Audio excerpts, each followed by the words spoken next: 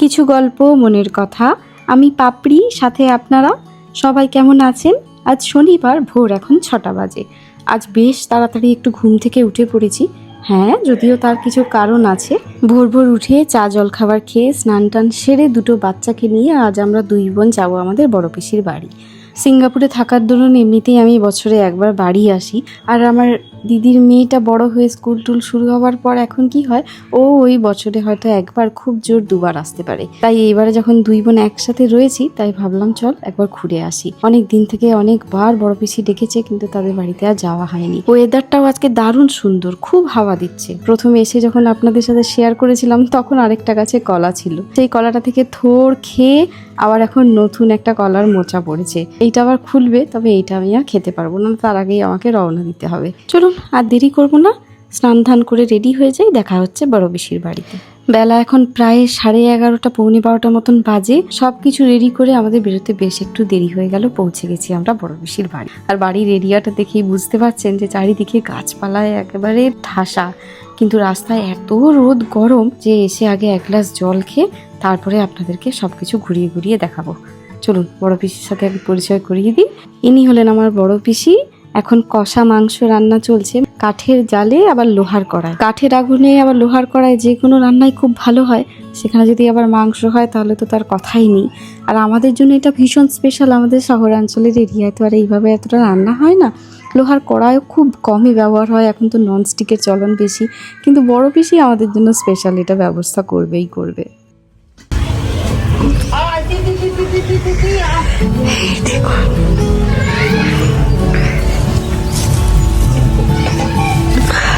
ওই দেখো একটা টমেটো পেকেও গেছে।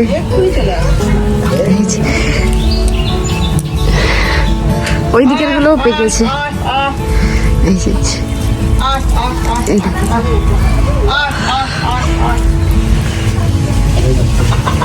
শহর থেকে একটুখানি দূরে অফবিট বলে এত বড় বড় জায়গা দেখতে পাচ্ছি, আর এখনো এতগুলো গাছপালা দেখা যাচ্ছে। ঘরে একটা বেল গাছও রয়েছে। বেলগুলো খুব একটা ভালো হয় না, কিন্তু ওই ভগবানের পুজোর জন্য বেল পাতার অভাব হয় না। আর মোটামুটি শরবত করে গরমকালে খেলে বেশ ভালোই লাগে। আরও একটা কথা আপনাদের সাথে না শেয়ার করে পাচ্ছি না, এই যে গাছগুলো দেখছেন, লেবু গাছ রয়েছে, এর মধ্যে সপেতা গাছটা দেখালাম, নিয়ে যাচ্ছি কটা কি সপেতা আছে দেখবো। এছাড়াও আম গাছ, পেয়ারা গাছ, এইগুলো না আমার পিসির ছেলে মানে আমার ভাই বিভিন্ন পরীক্ষায় জিতে পেয়েছে। এখানে যেমন একটি আনারস ধরেছে, কি অপূর্ব লাগছে দেখুন, লালচে গোলাপি রঙের আনারসটা, আবার তার মধ্যে বেগুনি বেগুনি ফুল। আমাদের ঘরেও এখান থেকে নিয়ে গিয়ে লাগানো হয়েছিল। আর বাড়িতে আনারস হলে খাবার থেকে দেখেই মনে হয় বেশি শান্তি। এগুলো স্বাদ একটু টক মিষ্টি হয়, খুব বেশি মিষ্টি হয় না, তবে নুন চিনি দিয়ে বেশ মাখিয়ে রাখলে তারপরে খেতে খুব ভালো লাগে। আমার ভাইটি এত ট্যালেন্টেড, বাড়িতে গিয়ে আপনাদেরকে শেয়ার করব ও যে কি প্রচুর পরিমাণে বই গিফট পেয়েছে বিভিন্ন পরীক্ষা দিয়ে, সে মানে বলার বাইরে। তার হয়তো কিছু অংশ দেখাতে পারবো। এই যে দেখুন সবেদা গাছ, এই সবেদা গাছটা তবু ভেতরের দিকে আছে। আমার শ্বশুরবাড়ির যেটা রয়েছে সেটা একদম রাস্তার ধারে, পেকে গেলে এমনিতেই চুরি হয়ে যায় আর প্রচুর বাদুড়ে খেয়ে নেয়। তবে এই গাছটা পুচকি মতন, তাতেই প্রায় 5-6টা মতন সবেদা ধরেছে, পাকেনি যদিও, সবই শক্ত। এই যে দেখুন কিছু বইয়ের সম্ভার আমি এখানে দেখাচ্ছি। যতগুলো দেখছেন এইরকম ওর প্রায় আরো এক সেট এরকম বই রয়েছে, পুরো একেবারে ঠাসা বইতে। বিজ্ঞান মঞ্চ ছাড়াও স্টেট বা ন্যাশনাল লেভেলের বিভিন্ন পরীক্ষায়ও ক্র্যাক করতো, আর ওই সমস্ত বইগুলোও পেয়েছে। ভাইয়ের নলেজ এত বেশি, ওর সাথে কথা বললে কিছু না কিছু আমি নতুন জানতে পারি। দিদিও এখানে খুব খুশি। চলুন এবার রান্নাঘরে যাই। বড় পিসি তো আমাদের জন্য ব্যবস্থা করছে, তো আমি বললাম যে আইভিটা আমি তাহলে রান্নাটা করে নিই চটপট করে। এই যে জোগাড় যন্ত্র সব করেই রেখেছে, শুধু একটুখানি খুন্তি নেবে। আমাদের তরকারিটাতে বেশ একটুখানি ঝাল ঝাল হবে, তো সেইটা তো আর আইভি খেতে পারবে না, তাই আইভির জন্য আলাদা একটুখানি ব্যবস্থা, আলাদা একটুখানি মাংস, পেঁপে, আলু সব ওর জন্য রাখা হয়েছে। ওরও রান্নাটা লোহার কড়াইতেই হবে। এইখানে মশলাও সব একসাথে পেস্ট করে নেওয়া হয়েছে। তেল দিয়ে একটু ভালো করে এই মশলাটাকে কষিয়ে নিচ্ছি। এবারে মাংস আর পেঁপে দিয়ে সেটাকেও ভালো করে কষিয়ে নেব। মাংসটাতে তো আগের থেকে নুন হলুদ মাখানোই ছিল। খুব ভালো করে কষিয়ে ভাজা আলুগুলো দিয়ে ওরটা আগে ঝোল বানিয়ে নিলাম। আমার বাবা আর কাকু আমাদেরকে ছাড়তে এসেছিলেন, ওনারা বাড়ি ফিরে যাবেন, কিন্তু বোনের বাড়ি থেকে কি আর খালি মুখে ফেরা যায়? বোন তো ভাত না খাইয়ে ছাড়বে না, কিন্তু এরা কিছুতেই খাবে না, তাই একটুখানি কষা মাংস সবাই এখন একসাথে টেস্ট করছে। গরম লাগছে? গরম লাগছে? কাঠের আগুনে রান্না দেখলেই আমার নিজের কলেজ লাইফের কথা মনে পড়ে জানেন। ঝাড়গ্রামে থাকাকালীন না আমাদের মেসে রান্না হতো এই কাঠের আগুন। আর রান্নার বৌদি যখন মাঝে মাঝে আসতো না, বা সিনিয়রদের চাপে বলা যায় কখনো কখনো আমাদের সবাইকে কাঠের আগুনে রান্না করতে হতো। খুব কঠিন একটা কাজ, কিন্তু সবাই মিলে করতাম বলে বেশ মজায় কাটতো দিনগুলো। কি খাচ্ছ মা? শুটি শুটি,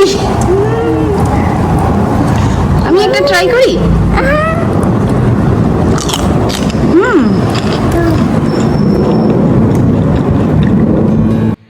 এই যে কথা বলতে বলতে আমার ভাইও চলে এসেছে, আর ওর মুখের সামনে হঠাৎ করে ক্যামেরাটা নিয়ে আসতে ও একটু বেশ অপ্রস্তুতে পড়ে গেছে। বলে বুঝিয়ে বললাম যে তুই একটু হাই কর, সবাই তোকে দেখছে।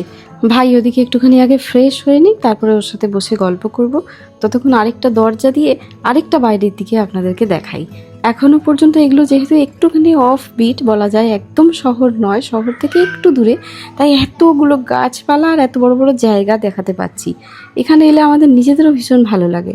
এই দেখুন, এটা হচ্ছে অড়হর ডাল হয়ে রয়েছে, ছোট্ট পুচকে মতন একটা গাছ। আর এদিকে রয়েছে অনেকগুলো বেগুন গাছ। মনে হয় 12 বছর খানেক পরে এলে এই জিনিসগুলো হয়তো আর দেখতে পাবো না। আর এখানকার মাটিটাও খুব ভালো জানেন তো, যাই লাগানো হোক না কেন সেটা খুব ভালো মতনই ফলে। আর এই বাড়িতে এলে একটা জিনিস যেটা, সেটা হচ্ছে গাছের ফল বা গাছের সবজি যাই হোক না কেন ডাইরেক্ট গাছ থেকে তুলেই সেটা কড়াইতে চাপিয়ে দেওয়া যায়। কিন্তু যেটা সিঙ্গাপুরে আপনাদেরকে দেখাই বা আমরা নিজেরাও দেখি, কিন্তু কোনো গাছ থেকেই কোনো ফল বা সবজি তোলার তো কোনো রকম পারমিশন নেই। সেটা যারা আপনারা আমার ব্লগ দেখেন তারা হয়তো জেনে থাকবেন। বেলা এখন প্রায় 1টা মতন বাজে, এতক্ষণে ভাত বসানো হচ্ছে। ভাতটাও হচ্ছে আজকে মাটির হাঁড়িতে, একদম গ্রাম্য স্টাইলে, সাদা সিধে সিম্পল, বেশ একটু অন্যরকম পরিবেশ, অনেক বড় জায়গা, সাথে আবার অনেকগুলো মুরগিও রয়েছে। এইসব দেখে ইগলু আর আইভি একেবারে আনন্দে আত্মহারা, খুব ভালো রকম ভাবে ওরা এনজয় করছে। পড়াশুনোর চাপে, কাজের চাপে কবে আবার আসতে পারবো তার তো ঠিক নেই। এই যে দেখুন, বেলটা বেশ ভারী আছে, এই বেলটা মাটিতে পড়েছিল, এইটা আমরা বাড়ি নিয়ে যাবো। ঘুরতে ঘুরতে এসেছি এবার একটুখানি দোতলায়। রোদ দেওয়া হয়েছে প্রচুর হলুদ, এই হলুদগুলো শুকনো করে গুঁড়ো করে বড় পিসি আমাদের সবার জন্য 1 ডিব্বা করে হলুদ পাঠাতো, এখনো আমি ব্যবহার করি। আর এটা হচ্ছে নিম পাতা, সারা বছরের জন্য রোদে একেবারে কড়কড়ে করে শুকিয়ে স্টোর করা হয়। এই হচ্ছে খোলা ছাদ, কতদিন পরে যে এলাম। আজকাল তো প্রায় আমাদের ওদিকে সবার ছাদের উপর টিন বসে গেছে। গুড় আম এদিকে রোদ দেওয়া হচ্ছে, নিচে এলাম, প্রচণ্ড তাপ, উপরে দাঁড়ানো যাচ্ছে না। ভাতও প্রায় হয়ে গেছে, ভাতের শেষে কয়েকটা উচ্ছে পোড়া দেওয়া হচ্ছে। এই আইটেমটা আমি কোনোদিনও খাইনি। আলু পোড়া, টমেটো পোড়া, বেগুন পোড়া এগুলো তো আমরা প্রায়ই খেয়েছি, কিন্তু উচ্ছে পোড়া এইটা আমি প্রথমবার খাবো। শুধু তাই নয়, উচ্ছেটা এমনই একটা আইটেম যেটা এই কাঠের আগুন ছাড়া সম্ভবও নয়। উচ্ছে বা রাঙা আলু এই জাতীয় পোড়াগুলো খেতে গেলে কাঠের আগুনই লাগবে, গ্যাসে সেটা অসম্ভব ব্যাপার। দেখা যাক, আপনারা কি কেউ কখনো খেয়েছেন এরকম উচ্ছে পোড়া? তাহলে আমাকে কমেন্টস করে কিন্তু অবশ্যই জানাতে ভুলবেন না। বেশ ধিমি ধিমি আছে, 10 থেকে 15 মিনিট খুব ভালো করে পুড়িয়ে নেওয়ার পরে শিলনোড়ায় একটু ভালো করে থেঁতো করে নিতে হবে। এবার কাঁচা পেঁয়াজ, কাঁচা লঙ্কা, নুন আর সর্ষের তেল দিয়ে বেশ ভালো করে মেখে নিলেই রেডি। তবে উচ্ছে পোড়াটা বেশ শক্ত শক্ত হয়েছিল, শিলনোড়ায় থেঁতো না করলে ওটা আবার হাতে এমনি থেঁতো করা যাচ্ছে না। যাই হোক, গাছ থেকে একদম কলা পাতা নিয়ে কেটে আমরা বসে পড়েছি, ভাইও বসেছে, সবাই মিলে একসাথে বসে এবার একটুখানি গল্প করতে করতে, আড্ডা দিতে দিতে অনেক দিন পরে জমিয়ে লাঞ্চ হবে। প্রথমে উচ্ছে পোড়াটাই খেয়ে দেখছি, আমার খেয়ে অসম্ভব সুন্দর লেগেছে। উচ্ছে পোড়ার এত সুন্দর একটা গন্ধ বেরিয়েছে বলে বোঝাতে পারবো না। আপনারা পারলে একবার ট্রাই করে দেখবেন। দুপুরের খাওয়া দাওয়ার পরে ভাই বোনে ছাদে দাঁড়িয়ে এবার একটু গল্প করছি। দেখতে দেখতে বিকেল গড়িয়ে এলো। বিকেল এখন প্রায় 5টা 15, বাচ্চা দুটোকে নিয়ে এবার খোলা ছাদে এসেছি। এসেই একদম চমকে গেছি, সারা দুপুর বেশ হাওয়া দিয়েছে আর উড়ে উড়ে এই বাদামগুলো এসেছে। এই বাদামগুলোকে তো এখানে কাঠচকালি বাদাম বলা হয়। আপনারা যারা দেখছেন আপনাদের এরিয়া এটাকে কি বলে আমাকে কমেন্টসে পারলে জানাবেন। এটার ভেতরে ছোট্ট ছোট্ট বাদাম থাকে, এগুলো খেতে বেশ ভালো লাগে, তেমন একটা স্বাদ থাকে না, কিন্তু ওই বাদামের মতন খেতে লাগে। এই যে দেখুন, ছোট্ট পুচকে একটা, এটা প্রথমবার আইভিকে ট্রাই করাচ্ছি, এগুলোও প্রথমবার খাচ্ছে। এই বাদামের গাছটি কিন্তু আজ অব্দি কোনোদিনও চোখে দেখিনি। ঠিক এই বসন্তকালে যখন হাওয়া দেয় এগুলো উড়ে উড়ে আমাদের বাড়িতেও এসে পড়ে।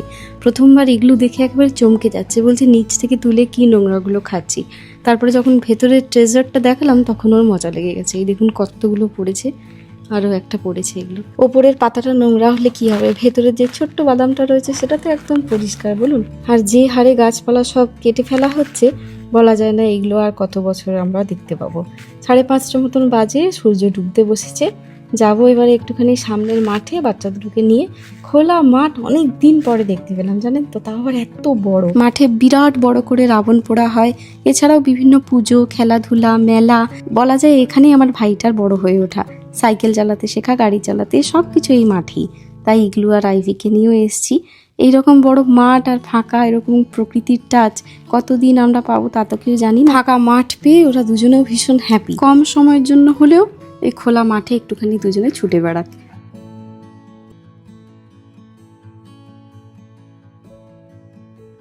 চলুন সন্ধ্যের মুখে এবারে আস্তে আস্তে বাড়ি ফিরে চা নিয়ে সবাই মিলে এবার একটুখানি আড্ডা জমাই। আগামীকাল আবার বাড়ি ফিরে যাব। তবে ভিডিওটা শেষ করার আগে আপনাদেরকে ওই মিষ্টি মিষ্টি জবা ফুলের রংটা দেখিয়ে তারপরে ভিডিওটা শেষ করছি। আজকে ভিডিওটা কেমন লাগলো কমেন্টসে আমাকে অবশ্যই জানাবেন।